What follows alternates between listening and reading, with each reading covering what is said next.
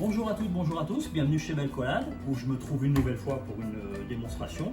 Donc là je me suis focalisé sur une démonstration pâtissière, donc un entremets, sur le thème de la fête des mères.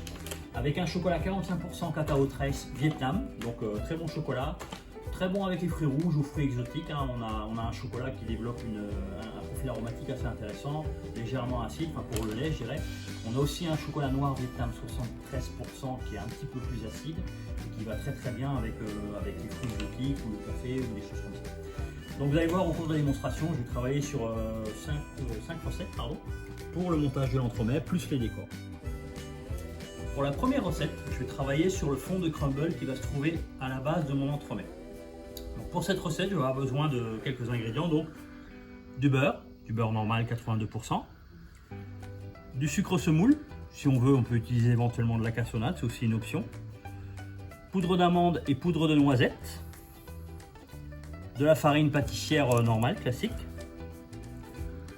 du sel fin et un zeste de citron que je vais zester dans le mélange avant de tout mélanger au batteur. Pour ça, je mélangerai avec la feuille jusqu'à obtention d'une pâte complètement homogène, complètement liée, que je vais pouvoir après abaisser au rouleau.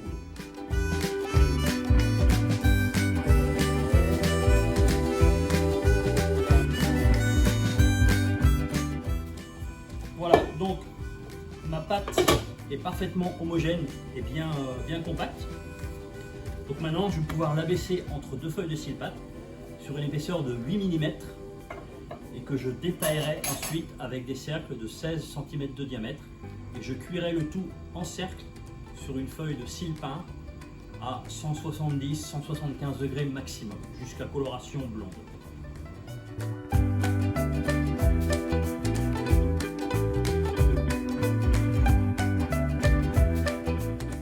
Voilà, mes fonds sont prêts à être cuits.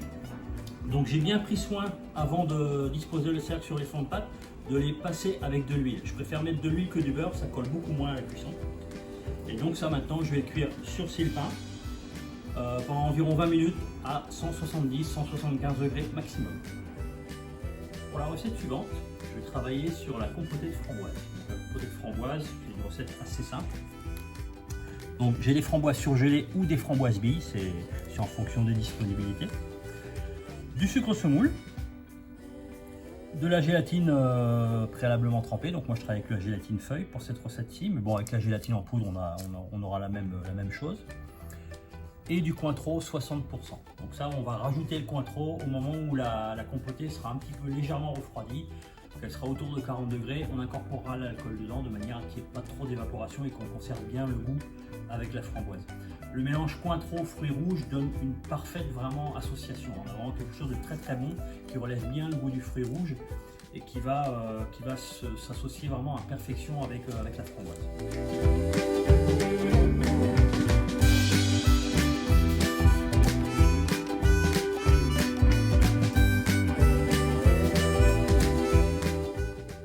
Ma compotée de framboise est maintenant à 40 degrés, donc je vais pouvoir rajouter mon Cointreau.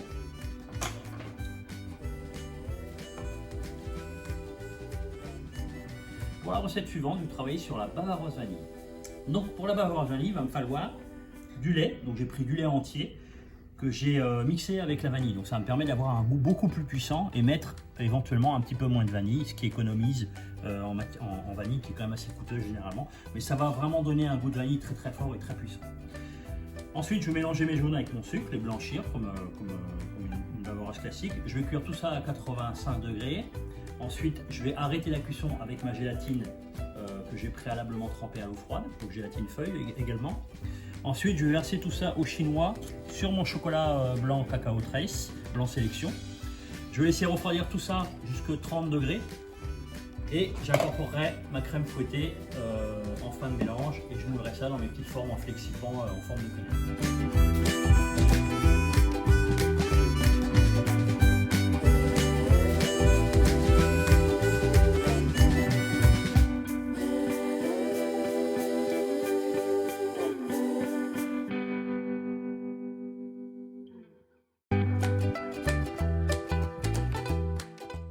Une chose que je n'ai pas dit tout à l'heure aussi, qui est très importante quand on fait une bavaroise, en général, J'arrête toujours la cuisson à 83 degrés.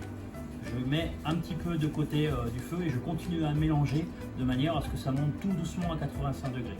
Et seulement à ce moment-là, je rajoute la gélatine. Ça me permet d'avoir une crème anglaise qui va être vraiment très bien nappée. C'est-à-dire qu'elle va avoir une onctuosité qu'on n'aura pas si on la chinoise trop rapidement et qu'on incorpore la gélatine trop rapidement dedans. Donc le fait de l'arrêter à 83 vous évite de la cuire de trop déjà, premièrement. Mais surtout d'avoir une crème anglaise qui sera parfaitement à la nappe. C'est-à-dire avec une belle onctuosité. Voilà.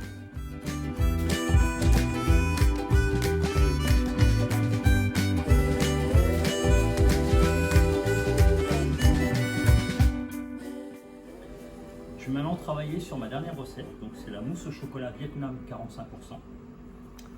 Donc, qu'est-ce que j'ai pour cette recette? Donc j'ai de la crème fraîche 35%, du chocolat Vietnam 45% au lait, pardon, de la gélatine préalablement trempée et de la crème fouettée.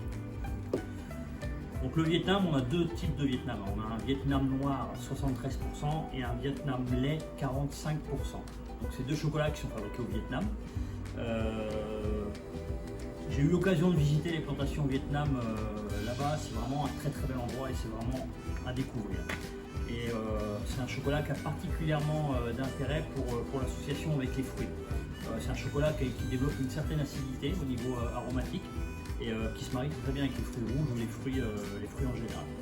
Donc le Vietnam pour ce type de recette est le choix vraiment qui correspond bien aux goûts qui sont dans l'entremet. Voilà, donc maintenant je vais pouvoir réaliser ma recette sur base ganache.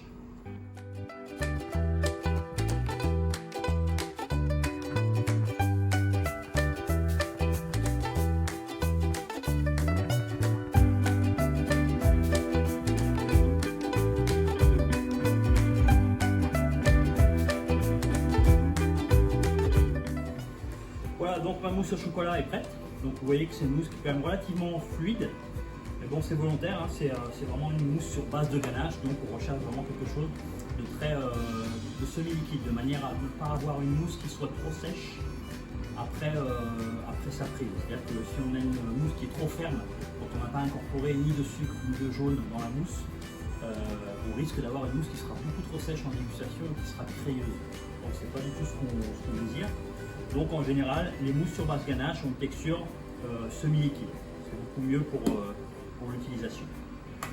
Donc ça, je la mets de côté pour le moment et je vais pouvoir procéder au montage. Donc pour le montage, j'ai repris mes fonds de crumble qui ont été cuits tout à l'heure, que j'ai mis dans mon cercle de même diamètre avec un rhodoïde.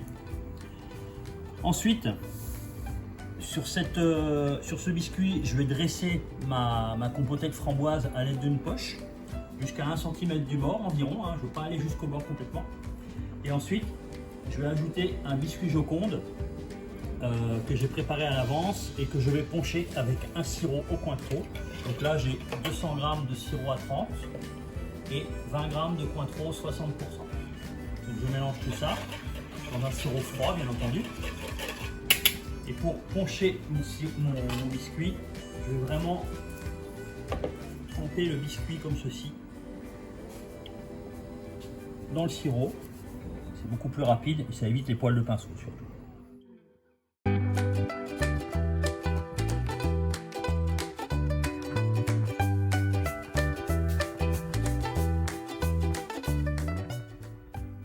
Donc là, avant de passer à la suite, je vais passer mes entremets au frais. Donc je vais attendre que la mousse prenne légèrement avant de pouvoir disposer mes petites quenelles de bavaroise vanille par-dessus.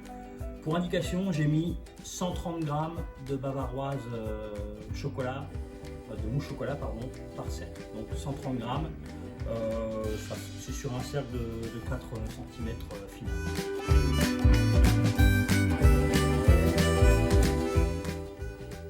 Réaliser une première petite partie du décor. Donc pour ça, il va falloir, c'est pour réaliser des petites pétales de fleurs avec un chocolat blanc auquel j'ai ajouté de la vanille pour donner un petit peu plus de gourmandise. Donc pour réaliser ce décor, il va me falloir des feuilles de PVC. Donc je mets 4 ou 5 feuilles de PVC sur mon marbre de manière à isoler un petit peu du froid et avoir une surface beaucoup plus lisse. Ensuite sur ces feuilles de PVC, je vais mettre une feuille guitare ou une feuille polyéthylène. Pour la découpe de mes pétales, j'ai fait un chablon. Donc c'est un chablon qui est fait avec du lino, qui est découpé au cutter. Ça me permet d'avoir une découpe beaucoup plus facile entre les deux plastiques. Et pour la découpe, je vais utiliser un stylo. Donc c'est un stylo à bille avec l'avantage de la bille, c'est qu'elle n'est pas trop pointue et qu'elle ne va pas griffer ou entamer le plastique au moment de la découpe. Vous verrez que c'est beaucoup plus facile, ça glisse beaucoup plus au moment de la découpe et c'est bien plus simple. Donc j'ai tout mon matériel, donc mon chocolat va être étalé entre les deux feuilles de plastique et je vais me servir de mon chablon pour découper au travers du plastique chaque pétale.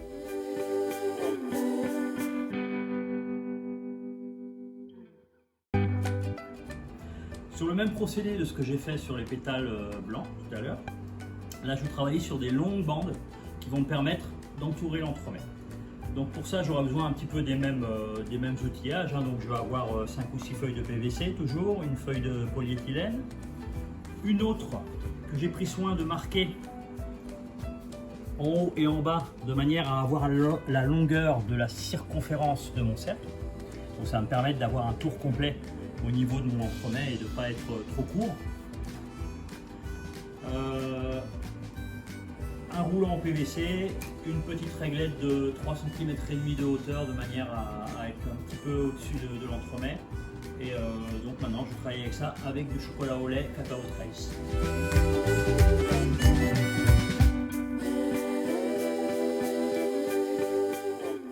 Je vais pouvoir passer à la décoration de mon entremet maintenant. Donc là mon entremet est à moitié surgelé, hein. Je ne l'ai pas laissé complètement surgelé, c'est pas le but.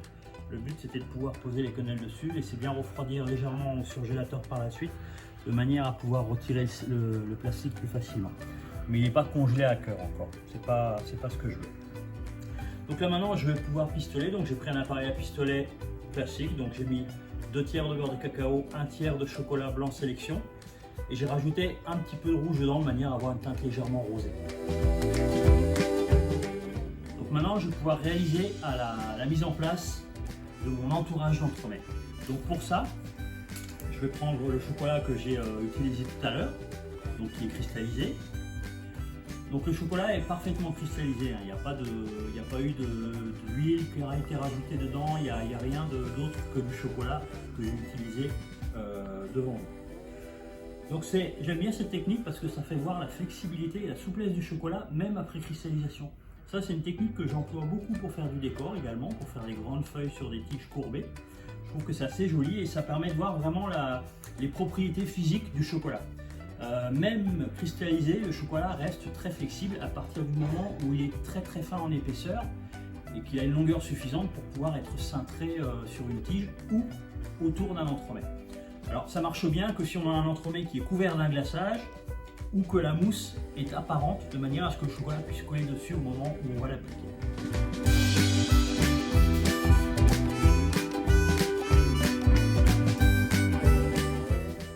Je m'attends à ajouter la touche finale, donc les petites pétales que j'ai faites tout à l'heure. Donc j'en ai fait des roses aussi, hein, pour alterner un petit peu puis avoir un petit peu plus de gaieté. Donc pareil, je retire le plastique et je pose mes pétales sur mon entremet en finale.